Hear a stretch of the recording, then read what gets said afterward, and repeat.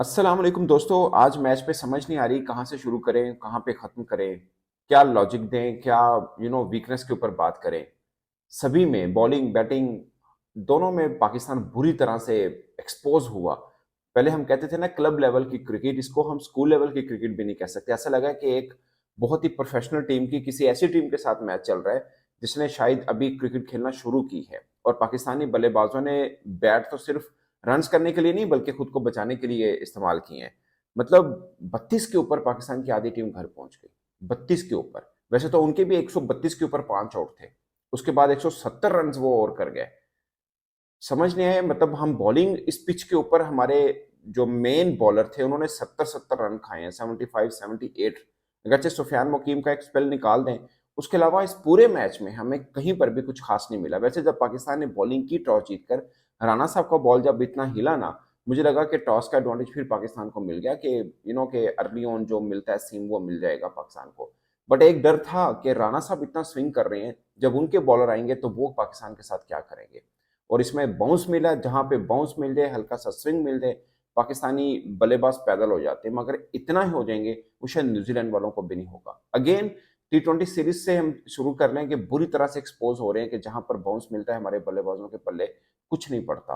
मगर यहां पर तो हालत इतनी पतली हुई कि देखते हुए, टीवी पे देखते हुए शर्मिंदगी हो रही थी। आई नो कि जब बल्लेबाज खेल रहे थे, बाउंस आ रहा था, वो भी एक दूसरे को देखकर हंस रहे थे। आपने नोट किया होगा जब तैयब ताहिर आउट हुए, वसीम जूनियर जब आए थे, तो वो भी आकर स्माइल दे रहे थे फहीम अशरफ को कि भाई बस आ तो गया हूं, पर लग रहा है कि कुछ भी नहीं बनना मेरे से भी यहाँ पे। जाहिर है वो तो बॉलर एक तरह से थोड़ी बहुत बैटिंग करते हैं। बट पॉइंट इज के, मतलब बेबसी की तस्वीर नजर आई पाकिस्तानी बल्लेबाज। आप 5 आउट हुए जो 32 पे, आप गिनिए। मतलब इमामुल हक, आप इनके खाते में रन्स गिन लिए कितने हैं। Abdullah Shafique, I don't know, Abdullah Shafique इतने लंबे, मतलब एक बैड पैच के बाद फिर दोबारा टीम के अंदर आए। हम सब बोल रहे थे कि चैंपियंस ट्रॉफी में उनको होना चाहिए था, ये कंडीशन सूट करती है। बट फिर वो आए, वैसे ही बल्लेबाजी कर रहे हैं जैसा उनको टीम से ड्रॉप किया था तब जैसे कर रहे थे। उसके बाद बाबर आजम आए हैं, बाउंस हुआ है स्लिप के अंदर, वो भी कैच हो गए। फिर रिजवान देख लें, सलमान आगा देखें, वो बच के आउट हो गए। चाहे चोट चोट नहीं लगी, वहीं पर ही खुशी है कि कम से कम कोई मेजर चोट नहीं लगी हमें, जिस तरह का बाउंस नजर आ रहा था। नो बॉल के ऊपर बल्ला कनेक्ट नहीं हो रहा था हमारा। नो बॉल के ऊपर, मतलब जो फ्री हिट मिली उसके ऊपर हमारा बैट कनेक्ट नहीं हो रहा था।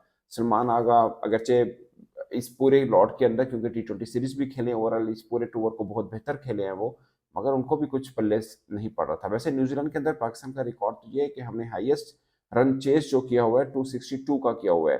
वो भी, मतलब उसमें जब हमने वर्ल्ड कप जीता हुआ है 92 में, उसके बाद भी वैसे हमने मिल्टन में किया जब शायद 90 प्लस नॉट आउट किए थे मिसबाउल हक ने 2011 में, वो तब भी हमने 262 हाईएस्ट रन चेस किया। मगर आप लोगों ने नोट किया कि आखिरी 5 वनडे मैच में ये पाकिस्तान का 5वां ओपनिंग पेयर था।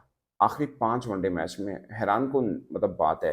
मतलब शुरू कर लें आखिरी 5 जो हमने चैंपियंस ट्रॉफी के मैच भी खेले हैं और जो अब ये दूसरा मैच खेला हुआ है। शुरू करें बाबर और फ़खर से, ये हमारे ओपनिंग पेयर थे। फिर बाबर एंड सऊद आए क्योंकि फ़खर ज़मान इंजर्ड हो गए थे। फिर बाबर एंड इमाम इंडिया के खिलाफ मैच के अंदर आए। फिर पहले वनडे मैच के अंदर अब्दुल्ला शफीक और उस्मान खान नजर आए, और आज आपको अब्दुल्ला शफीक और इमाम हक नजर आ रहे हैं। 5 वनडे मैच, 5 ओपनिंग पेयर, और 2-3 डिफरेंट कंडीशन, पाकिस्तान, दुबई और न्यूजीलैंड। आप अंदाजा करें। और आज जैसा पाकिस्तान हारा है उसके बाद तो लगा है कि ये क्रिकेट को बेहतर कैसे किया जा सकता है। मतलब वनडे का सफर, हम ये, मतलब मैं ये क्लेम करता हूं, बल्कि मैंने कल जो वीडियो किया था मैंने ये बोला था कि ये पाकिस्तान सीरीज जीतेगा, क्योंकि न्यूजीलैंड की इस टीम से भी हमने नहीं जीतना। उनका कौन से लेवल के क्रिकेटर है, मतलब 9 क्रिकेटर्स उनके वो हैं जो मेन स्ट्रीम उनके टीम के अंदर होते हैं, वो यहाँ पर नहीं है। जो हैं उसमें भी चैपमैन नहीं था। मतलब जो टूटी हुई टीम थी उसमें से भी कुछ प्लेयर हैं जो नहीं थे। मैं टूटी टीम, अगेन मुझे लगता है कि ये इनके डोमेस्टिक के हमारी तरह नहीं है, ये इनके डोमेस्टिक एक प्रोसेस के तहत टीम में आते हैं। उनका सिस्टम बेहतर है, लड़के बुरे नहीं होंगे। बट आप उनकी सीवी उठाकर देखिए, आपको लगेगा कुछ इंटरनेशनल उनके पास पीछे मैचेस इतने हैं नहीं है। पाकिस्तान डबल एक्सपीरियंस रखता है जो पाकिस्तान की टीम है। ये बात मैं सिर्फ इसलिए कह रहा हूँ, मुझे याद है जब उनकी BC लेवल की टीम पाकिस्तान आई थी, तब भी हम T20 सीरीज नहीं जीत पाए थे अपने घर में, उनकी BC लेवल टीम के खिलाफ भी। आप सोचें, ये क्रिकेट हम अब से बुरी नहीं खेल रहे, पूरा एक साल हम लगातार बुरी से बुरी क्रिकेट खेलते आ रहे हैं, और आज हम इस नहज पर पहुंचे हैं।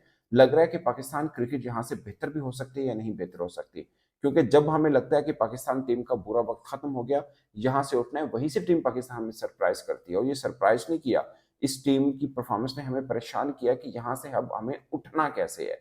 क्योंकि मुझे ऑनेस्टली स्पीकिंग बियॉन्ड जर्नलिस्ट मैं ये बिलीव करता था कि पाकिस्तान अपने घर में बुरा क्रिकेट खेलता है, और हम हमेशा खेलते हैं।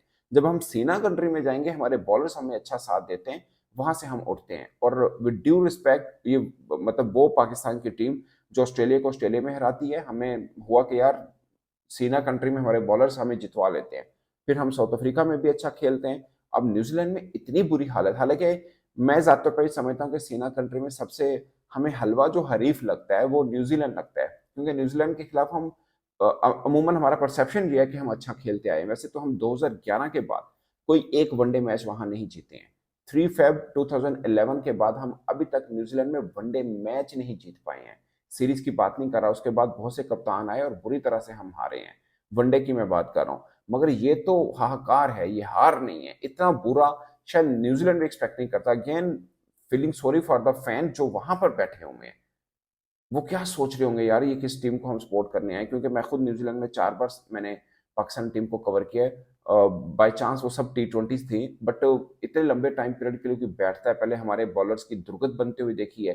देखे ना 130-32 पर हमने भी उनके 5 आउट कर लिए थे। उसके बाद हारिस रऊफ को मार हुई है, वसीम जूनियर जो मुझे बहुत पसंद है, और मैं पूरे चैंपियंस ट्रॉफी में कहता रहा हूँ कि इनको होना चाहिए इस पिच के ऊपर। आप सोचे हमारे बॉलर्स ने 75 और 78 रन, यानी 2 बॉलर में 20 ओवर के अंदर 150 रन खा लिए इस पिच के ऊपर, जहां पे हमारी पूरी की पूरी टीम बिल्कुल मायूस नजर आई है और ऐसे लगे हैं जैसे ये क्रिकेट नहीं खेलते, कोई और खेल खेलते हैं इस बाउंस के ऊपर। आई नो बाउंस हमारा है ही नहीं।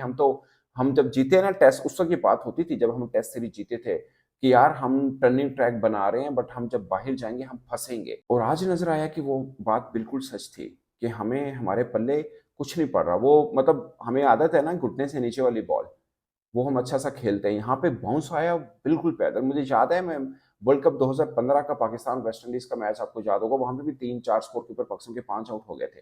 उसके बाद सोहेब मकसूद और ओमर अकमल ने थोड़ा बेहतर खेला था, मगर बुरी तरह से हम हारे थे। वो क्राइस्टचर्च का मैदान था। ये मैं आपको वैसे बता रहा हूँ कि हमारा हाईएस्ट चीज यहाँ पे 262 है। तो बाउंसी ट्रैक के ऊपर हम हमेशा से फंसते आ रहे हैं, मगर इतना बुरा हाल नहीं है।